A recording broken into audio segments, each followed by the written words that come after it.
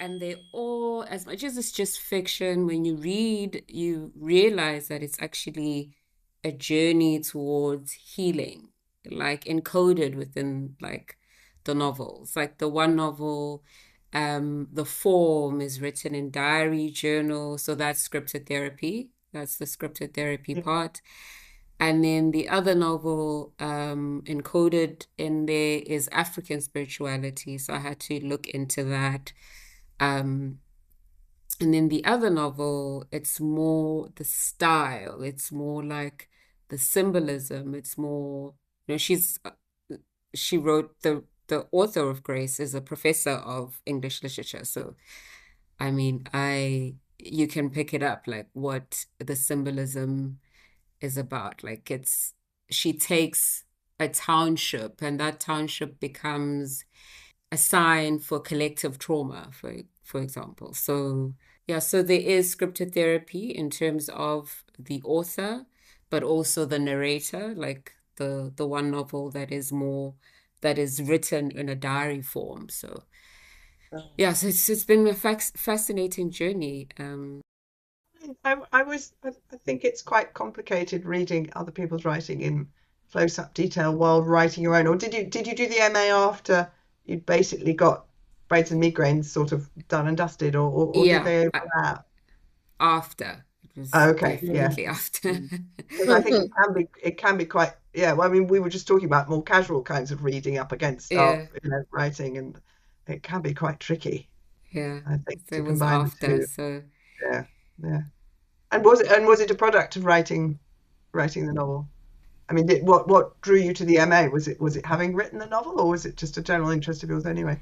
the it's such an interesting my academic journey.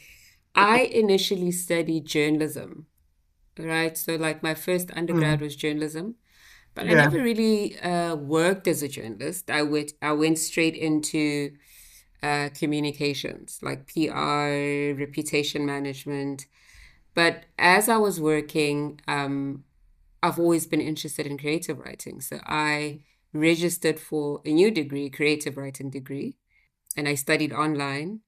And then I did an honors theory of literature. So the next step was obviously an MA. And I had initially, because Braids and Migraines was coming out, and I wanted to go into MA creative writing, but at the year when I went, they were not taking in creative writing MAs. They were taking Mm, in, the research route, and I was like, okay, yeah. let me do that because I've already done it honors level. So, and I just continued. Mm. Yeah, How it all interacts. yeah. Yeah. Uh, not always easy, but it can be very Mm. fruitful.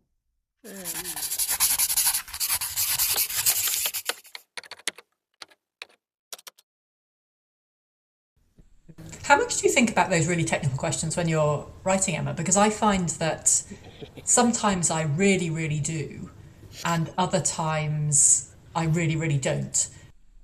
Yeah, I think one, twos, and fro's, and I certainly don't sort of think technical before my hand starts crafting the next sentence. I would tend to just do the imagining, and the words emerge as they Mm. emerge, but I would very often then think technically to sort out stuff that doesn't feel like it's working, Yeah. or stuff where I just think actually we spend a lot of time right tight inside somebody's head. I think we need a breather. Mm. Or very much, yes, I think we need to start this scene a bit later or a bit earlier, or all sorts of stuff, and that would be conscious. But it starts with writing it however seems to emerge from the imagining I'm doing, Mm. I Mm. think. I mean, great I'm a great believer, which isn't to say I do it as much as I should, in what I think of as writer's yoga, which is which is in a sense, um, well, sort of developing developing the bit of your brain which can respond with words and phrases and sentences to what your imagination is doing. It's actually, I first came across it. I remembered my first degree was drama, and I remember there's a story in An Mm. Actor Prepares, which is, the great book by Stanislavski about a student he's being taught about sort of physical relaxation and as well as strength. And he goes home and he sees his cat is lying on a cushion, and the cat suddenly gets up and jumps away, and he sees a perfect cat-shaped mold in the cushion. And he talks about how that cat was so relaxed that its body showed exactly where it was, and that this is the ideal for the actor, is that the body is so relaxed but also strong and alert that whatever the actor's mind is putting together about what the character is thinking, feeling, doing, wants to do, is driven to do, the body will never be inhibited in following that in being shaped by that emotion in that moment in the play. And I think that is, in a sense, that's certainly something for, that's the ideal in first draft. Brilliant. Is your kind of your word retrieval and arranging systems, if you like, I haven't come up with a better, are, in a sense, they don't get in the way. It's not that they're active, it's that they are responsive to what your mind does.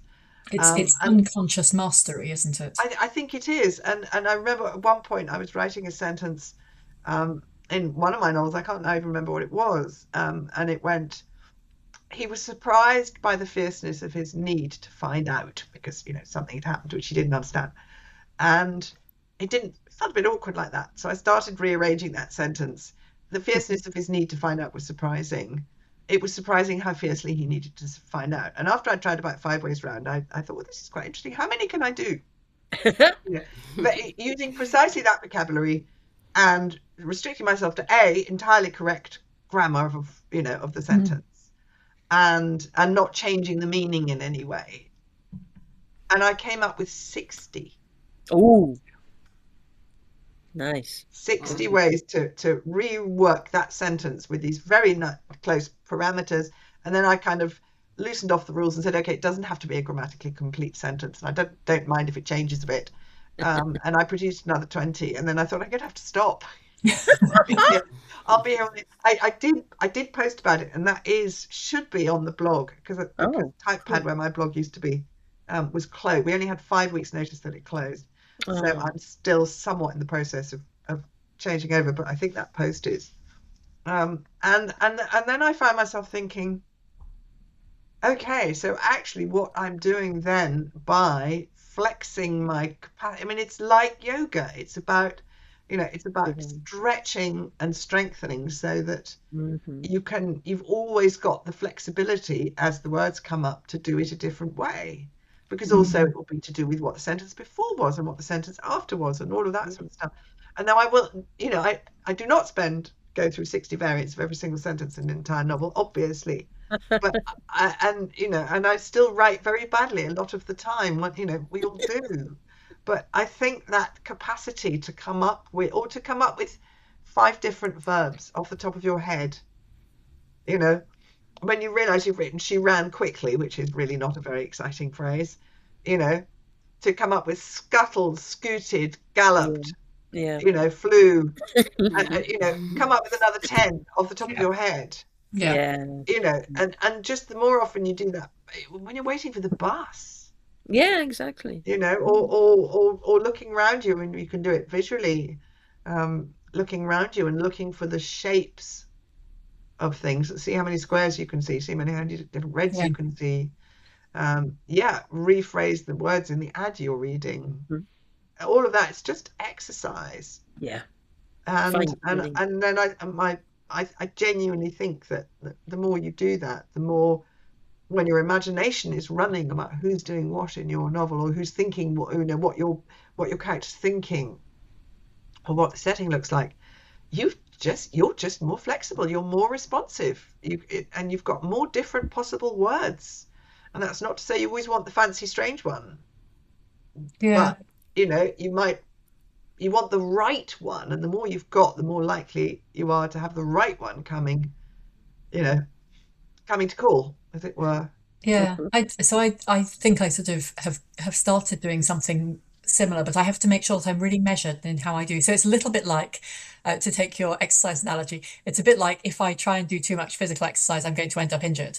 And if I try to make everything in my life sort of fuel for improving my writing, I just get burned out. It doesn't Yeah. work.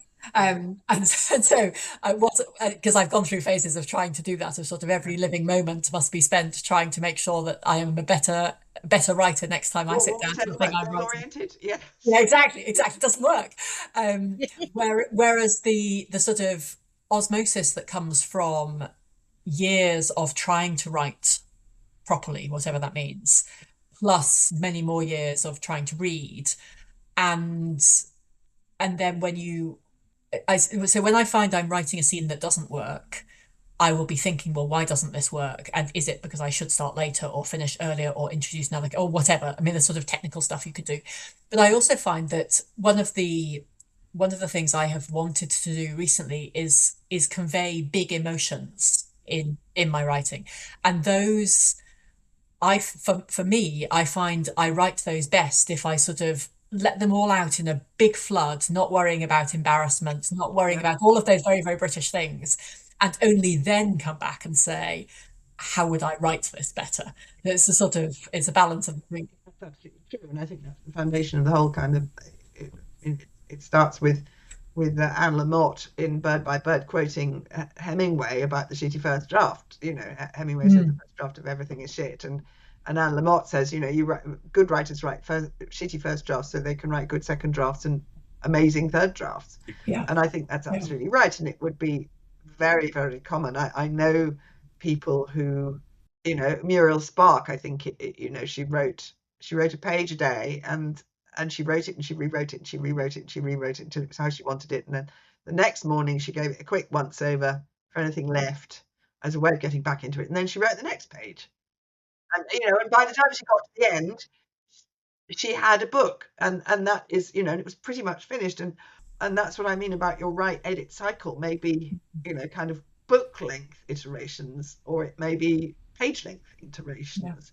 Yeah. But I think so, and it can look like somebody is incredibly hardworking and perfectionist and doesn't move on, but actually ultimately the same kind of neurological process is going on, which is that we're producing some words, and then once we've produced some words, we can figure out how, which ones need to be different.